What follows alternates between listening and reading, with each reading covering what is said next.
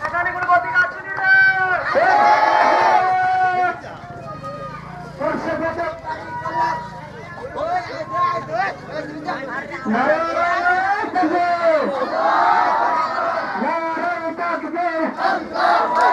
বাংলাদেশ ইসলামী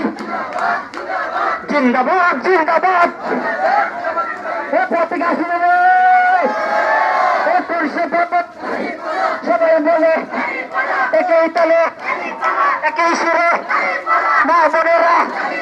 বিপ্লবাসী রায় দিয়েছে 12 তারিখ তেমন হবে ইনশাআল্লাহ মাশাআল্লাহ সবাই বলে কাজ করিবে